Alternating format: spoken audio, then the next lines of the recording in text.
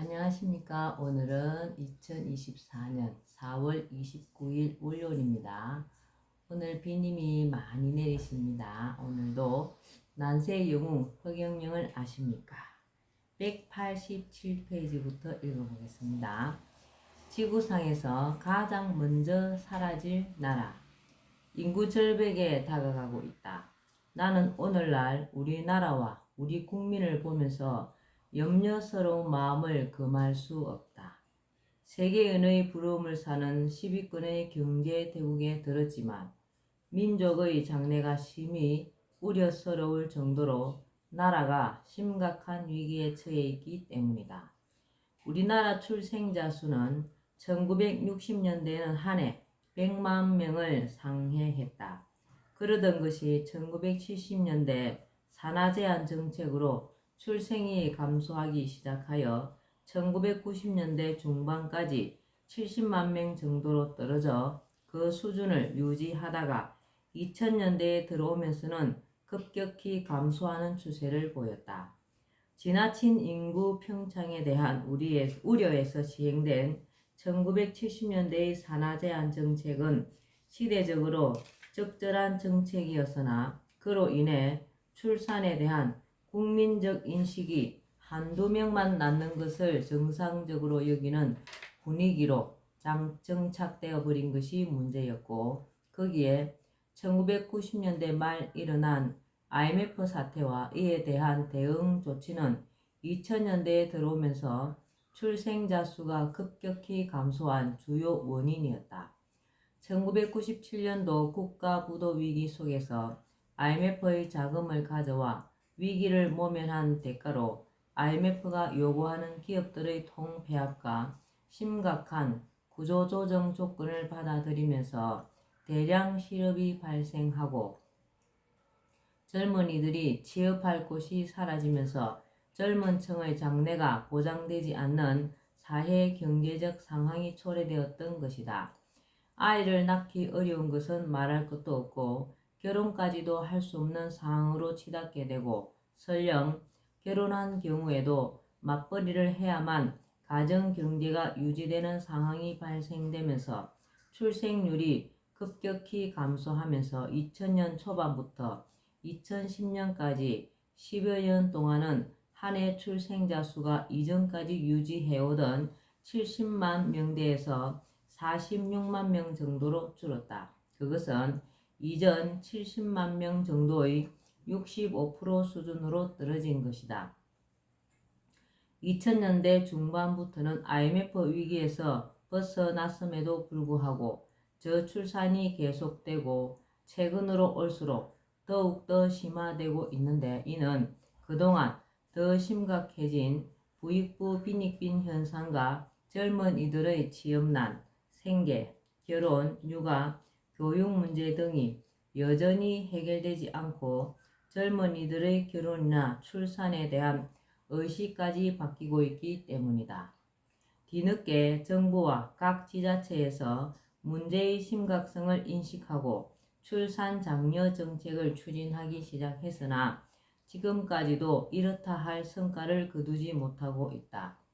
성과는커녕 오히려 출생자 수는 해마다 큰 폭으로 감소하고 있을 뿐이다. 즉 2016년에는 약 40만 명, 2018년에는 32만 6천여 명, 2019년 30만 2천여 명으로 계속 줄었고 2020년에는 27만 5천여 명이라는 역대 최악의 출생자 수를 기록하여 커다란 충격을 주고 있다. 물론 2020년 한 해는 코로나19 영향도 무시할 수 없지만 그동안 꾸준히 큰 폭으로 출생자 수와 출생률이 감소해 왔다는 측면에서 코로나19의 영향으로만 돌릴 수도 없다. 더구나 2020년의 출생자 수는 전체 인구의 사망자 수보다 적은 수치여서 더욱 충격적이다. 대한민국 인구 통계 작성 이후 처음으로 인구의 자연 감소가 발생한 것이다. 출생자 수와 더불어 출산율도 해마다 계속 떨어져 2019년에는 0.92%로 OECD 37개 회원국 중 꼴찌와 함께 유일하게 0%대를 기록했고, 작년인 2020년에는 0.84%로 최저치를 다시 갱신했다. 출산율 0.84%라는 것은 가임 여성 1명당 평생 0.84명을 낳는다는 의미이다. 부부 한 쌍이 최소한 2.1명은 낳아야 인구가 유지될 수 있다는 것을 생각할 때 인구 절벽이 눈앞에 다가왔다는 것은 그 누구라도 예상할 수 있다. 인구 절벽에 다가가는 현실을 그대로 두면 머지않은 장래에 심각한 경제 문제로 연결될 것은 불을 보듯 뻔하고, 현재 청장년층의 노후 문제, 나아가 국가 존립과 한민족의 절멸 위기까지 귀결될 것은 누구라도 짐작할 수 있다. 세계 학자들이 지구상에서 가장 먼저 사라질 나라 1순위로 대한민국을 꼽는 것은 전혀 과장이 아니다. 출생자 수와 출생률이 계속하여 최악으로 떨어지고 있음에도 불구하고 그동안 정부와 지자체가 저출산을 해결하기 위해 출산 정책에 쏟아부은 예산은 천문학적이다. 2011년부터 10년간 정부가 사용한 저출산 지원 예산은 총 209조 5천억 원 규모이다. 2020년 한 해만 해도 무려 45조 원에 이른다. 그러나 이런 천문학적인 출산 예산을 써고도 오히려 4년 전보다 한 해 5만 명을 덜 낳은 이상한 일이 벌어졌다. 돈을 더 쓰고도 왜 출생률은 더 떨어졌는가? 그 천문학적인 돈은 도대체 다 어디로 갔는가? 이런 의문이 들지 않을 수 없다. 45조 원을 작년 한 해 신생아 수 27만 5,815명으로 나누면 1인당 1억 6,300만 원 정도가 나온다. 그것을 산모들에게 직접 나누어 주었다면 지금 어떤 상황이 전개될까를 상상해 보면 지금 우리나라의 출산 정책 방향과 방법이 얼마나 잘못되었는지 짐작할 수 있다. 정치인들과 국가를 책임지고 이끄는 사람들은 선지자와 선각자적 지혜로 사회 상황을 통찰하여 미래를 예측하여 법을 만들고 정책을 수립할 책임이 있고, 최상의 방법을 찾아 최선의 효과를 낼 수 있는 정책 수행 능력이 있어야 한다. 그리고 그 무엇보다 진정으로 국가와 국민의 미래를 생각하는 책임감과 사명감이 있어야 한다고 생각한다. 출산과 양육에 대한 보다 근본적인 태도. 20년 정도마다 한 차례씩 베이비붐이 일어나야 인구가 유지될 수 있다. 1958년에 베이비붐이 일어났으니 1978년, 1998년에 베이비붐이 일어났어야 했다. 그러나 베이비붐은커녕 출생아 수의 지속적인 급강이 있었을 뿐이다. 앞으로의 인구 절벽은 불을 보듯 뻔했다. 지금 정치인들과 지자체들은 이제야 내가 이전에 만들어 놓은 국가혁명장의 출산 정책을 흉내 내느라고 정신이 없는 것 같다. 나는 정치인들의 근시안을 탓하지는 않는다. 그런데 그 정책만 흉내내서는 해결이 되지 않는다는 것을 분명히 하고 싶다. 아이가 태어난 가정에 상당한 금액의 현금을 지급하면 출산율이 높아질 것으로 예상할 수 있지만, 예산에 한계가 있는 지자체들이 그러한 정책을 지속하기는 쉽지 않다. 그리고 저출산 문제는 단순히 출산 하나만의 문제가 아니다. 취업, 결혼, 육아, 불안한 사회 환경, 국민의 의식 등이 복합적으로 작용하여 나타난 문제이다. 따라서 출산 정책은 이런 문제들을 동시에 해결해 갈 수 있는 종합적인 대책과 함께 실시되어야 효과를 발휘할 수 있다. 단지 얼마 줄 테니 아이를 낳아라라고 해서는 해결될 일이 아니다. 먼저 국민의 소득이 안정됨으로써 생계 걱정이 없어야 하고 결혼을 할 수 있는 여건이 마련되어야 하고 그런 다음 출산에 대한 지원을 해야 하는 것이 순서이며 또 추후 아이가 자라서 행복하게 학교도 다니고 결혼도 하고 취업도 가능한 사회가 되어야 아이 낳는 것을 두려워하지 않는다. 그리고 의식교육도 따라주어야 한다.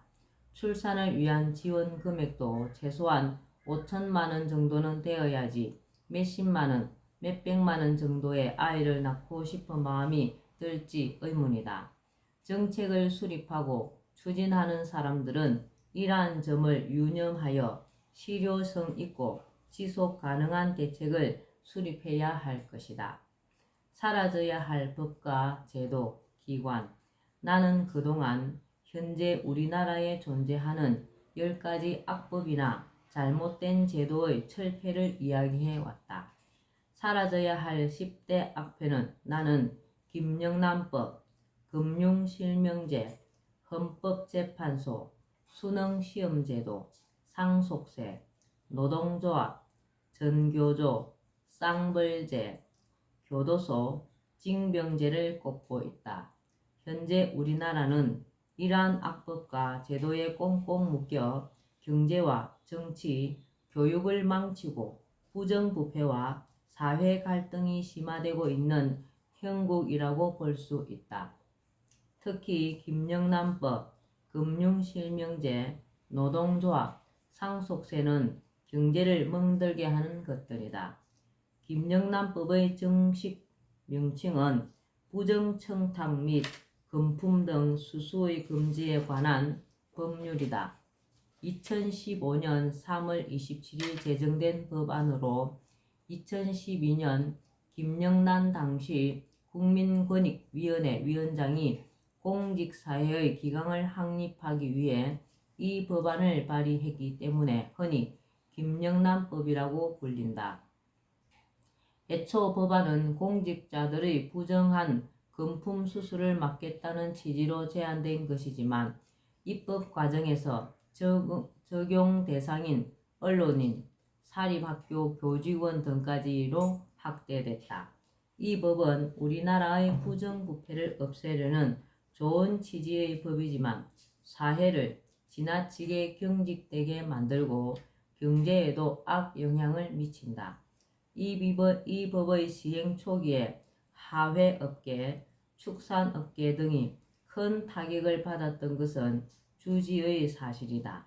이처럼 이 법의 시행에 따른 부작용이 크게 나타나자 논란과 개정을 거쳐 비록 최근 농축수산물에 한하여 선물 상한액이 20만 원으로 올랐다고는 하지만 이 법이 존재하는 한 성진 축하 선물이나 스승의 날 꽃조차도 주는 사람이나 받는 사람에게 심리적으로 부담이 되는 것은 부인할 수 없다. 그리고 사실 부정부패는 이런 법으로는 막을 수 없다. 뇌물수수는 이러한 법과는 상관없이 드러나지 않게 얼마든지 가능하기 때문이다. 더군다나 뇌물을 준 자와 받은 자를 동시에 처벌하는 쌍벌제를 만들어 놓아 마음만 먹으면 뇌물수수는 얼마든지 가능하다. 쌍벌제는 뇌물을 받은 자는 물론이고 준 자도 똑같이 처벌하기 때문에 뇌물수수가 억제되는 것이 아니라 오히려 뇌물을 받는 자들이 안심하고 받을 수 있게 하는 안전장치 같은 역할을 하고 있다. 부정한 금품 수수는 쌍벌제를 폐지하여 뇌물을 받은 사람만 처벌하면 저절로 사라지게 된다. 뇌물수수는 이렇게 막아야지 김영란법으로 가능한 것이 아니다. 더욱이 김영란법 자체에 쌍벌제가 포함되어 있다. 금품 수수 등을 제한한 김영란법은 괜히 사람들 간에 자연스럽게 오갈 수 있는 정까지도 막아 사회를 삭막하게 경직시키고 경제를 위축시킬 뿐이다. 김영란법과 쌍벌죄는 하루속히 없애야 한다고 본다. 금융실명제는 1993년 8월 12일 김영삼 전 대통령의 대통령 긴급 명령으로 전격적으로 실시됐다. 내용은 비실명 계좌 인출을 금지하고 3천만 원 이상 인출 시에는 국세청에 통보하고 자금 출처를 조사하며 실명제 실시 2개월 내에 비실명 계좌를 실명 전환하도록 한 것이다. 그러나 긴급 명령이 발하고 상당한 시간이 흐른 후에도 국세청 조사를 우려한 비실명 예금자들의 실명 전환은 매우 저조하였다. 그리하여 추후 2차례나 보완 조치를 내놓았는데 2차 조치에서는 3천만 원 이상 인출 시에도 국세청 조사를 하지 않는다는 내용이 포함되었다. 금융실명제가 거론되기 시작하면서부터 추후 과정까지 사이에 외화를 비롯한 상당한 자금이 해외로 빠져나갔음은 물론이다. 금융실명제는 국가 입장에서 세원을 늘려 세수를 확보하고 조세 행정의 편의를 가져왔다고 볼 수 있다.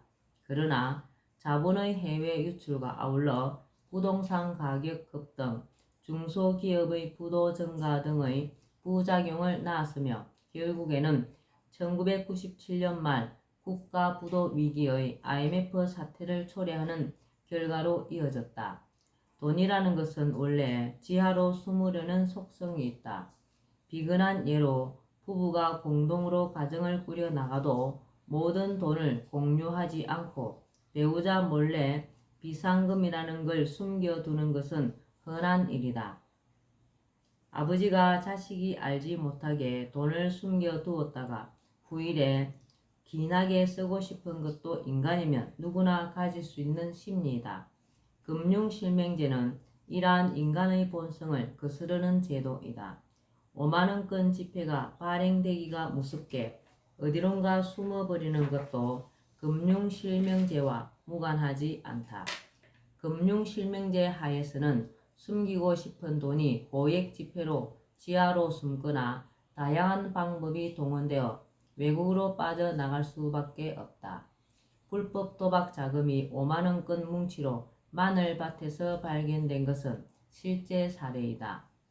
금융실명제를 폐지하여 비실명 계좌 개설을 허용하면 돈이 굳이 고액 지폐로 숨을 이유가 없고 외국으로 출행랑을 칠 이유가 없다. 오히려 국내에서 활발하게 돌아다니며 경제 활성화에 도움을 줄 수 있다.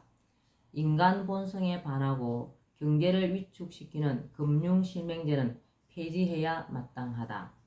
헌법재판소는 없어도 되는 옥상옥이다. 헌법재판소가 하는 일은 대법원에서도 얼마든지 할 수 있다. 헌법을 손질하여 헌법재판소를 폐지하고 대법원에 그 권한을 주면 된다. 불필요한 제도나 기관을 두는 것은 예산 낭비일 뿐이다. 네. 우리 허경영 신이님은 모든 것이 패러다임화 되어 있기 때문에 우리 신이님의 머리대로 한다면 우리 대한민국이 세계 어떤 가는 나라가 반드시 될 수 있을 것입니다. 네, 오늘도 난세의 영웅 허경영을 아십니까? 여기까지 읽겠습니다. 오늘도 건강하시고 복 많이 지으시는 행복한 날 되시기 바랍니다. 감사합니다. 허경영.